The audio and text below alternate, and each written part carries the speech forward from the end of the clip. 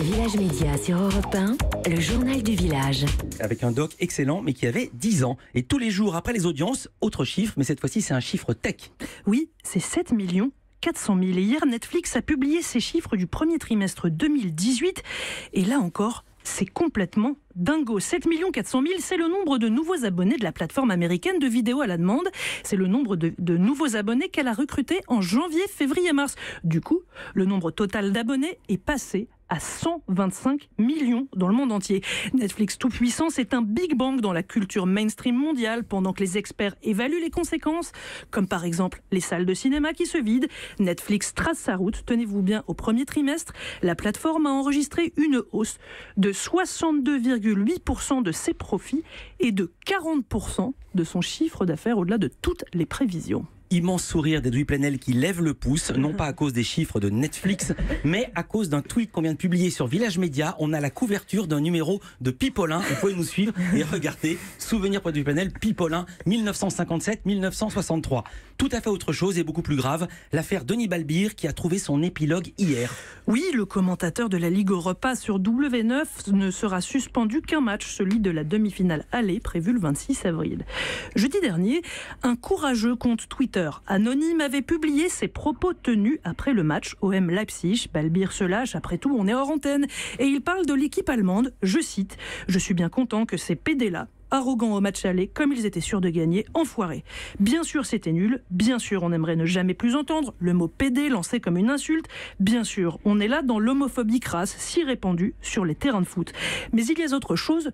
Non, il y a autre chose, oui. Sans la liaison bizarre. Mais il y a autre chose de bien nul dans toute cette histoire. Selon nos informations, la vidéo n'a pu être récupérée que depuis la régie finale de W9. Un cas malheureusement typique et tellement d'aujourd'hui de dénonciation haineuse via les réseaux sociaux. Denis Balbir s'est platement excusé. On le retrouvera aux commentaires de la Ligue Europa dès le 3 mai. On passe au kiosque du village. Oui, c'est officiel depuis ce matin. Le groupe Lagardère, auquel appartient Europe 1, est entré en négociation exclusive avec un groupe de médias tchèques, Czech Media Invest, pour la cession de ses titres français de presse magazine, c'est-à-dire Elle, Télé 7 jours ou encore Version Féminin. Et le tchèque, vous le prononcez parfaitement. Je sais pas, justement j'ai un gros doute. Si, je trouvais ça parfait. Je ne sais pas, je n'en sais rien. Donc si des Tchèques nous écoutent, ils pourraient nous le dire. Vous allez maintenant nous parler d'un lancement média.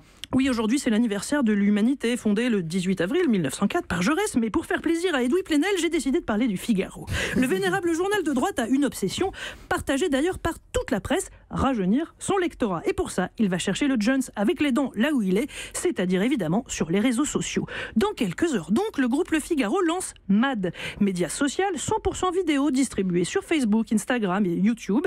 MAD pour fou, MAD pour le diminutif de Madame Figaro, MAD pour mode, car c'est de cela dont parle ce nouveau média. Écoutez par exemple le programme Basique, consacré comme son nom l'indique aux basiques d'une garde-robe. Basique. La banane fait son grand retour. Non, pas le fruit, mais cette petite poche en tissu qu'on porte autour de la taille avec plus ou moins d'assurance. Avec le retour des années 90, la banane est devenue le must-have de 2018. Oui, Edoui Plenel, la banane, sachez-le, est le must-have de 2018. Le ton se veut un peu Loïc Prigent, le meilleur journaliste de mode du monde. C'est malin, c'est bien fait, c'est frais, quoi. Et à terme, des contenus sponsorisés par les marques vont se glisser dans ceux produits par des journalistes. Ces publicités seront-elles clairement identifiées? Le Figaro arrivera-t-il à toucher sa cible de 500 000 jeunes?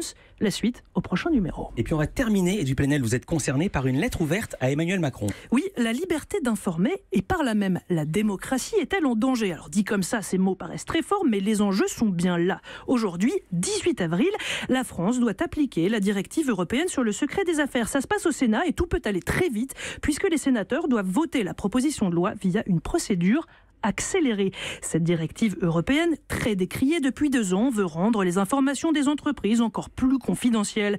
Je vous parle des comptes, des secrets industriels, des brevets et j'en passe. L'intérêt des entreprises, on le voit bien, celui du public, de vous, de moi, beaucoup moins. Car les grands scandales financiers, comme LuxLeaks ou Paradise Papers, n'auraient peut-être pas pu être portés à notre connaissance s'il y avait cette loi qui renforce encore le secret industriel. Plusieurs sociétés de journalistes, dont celle de Mediapart et Edoui Plenel, ont écrit une lettre ouverte au président de la République, Emmanuel Macron, qui, je le rappelle, martelait ceci à ses vœux à la presse en janvier dernier. Et lorsque le contre-pouvoir que la presse constitue commence à être bâillonné, limité, encadré, c'est la vitalité de nos démocraties qui est ainsi bousculée. Europe.